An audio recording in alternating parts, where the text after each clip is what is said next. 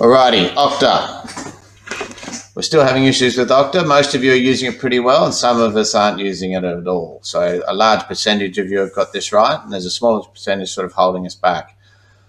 We can't be using the phone to log on anymore. The only reason to be using the phone to log on is if you're a contractor just coming in for a short period of time, or if you've been kicked out through technical issues. If you have been kicked out through technical issues, I expect that you've called me and told me all about it, and I'm then rectifying it. You can then log on by phone.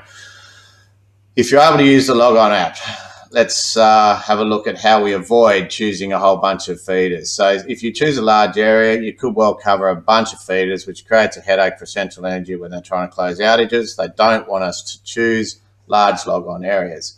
If you're in an urban environment, as you can see, this is Wagga, it's very easy to cover a whole bunch of feeders. I'll show you an example. So if I go to create a log, I'll zoom in, create a log. Hopefully when I get down to a pole, here we go, create log. I'll choose my circle, and then I will create my log. I'll make it a relatively large one for an example. So let's choose my client type, my crew type, sorry, save log. Okay, here's my log here, right? I'll go in here, see my log. It didn't look too bad. Like, it's not a massive area, yeah?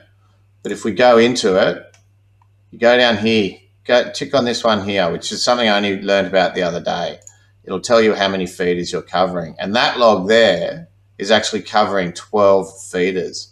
I had one this morning that wasn't much bigger than this in Wagga that was covering 32 feeders. We can't be covering that many feeders, guys. So when you go to log on, you select an area. I want you to have a look at this feeders toggle and actually see how many feeders you're covering. If you're covering a multitude of feeders, you've got to cancel your log. So log off all. You got to go back in and have a look. So let's refresh my page.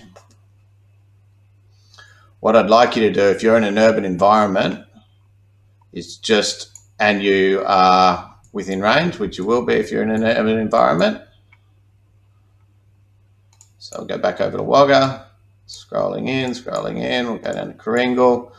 Okay, and so I want to work all along Grove Street. Okay, this is Grove Street here. What I'm going to do is I'm going to create my log. I'm going to choose a polygon.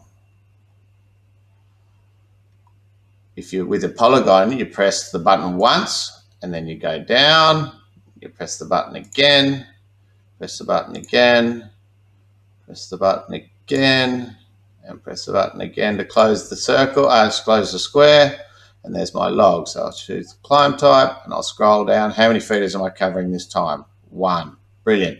And I'm working all the way along, I actually chose Cochrane Street. So I'm working all the way along Cochrane Street.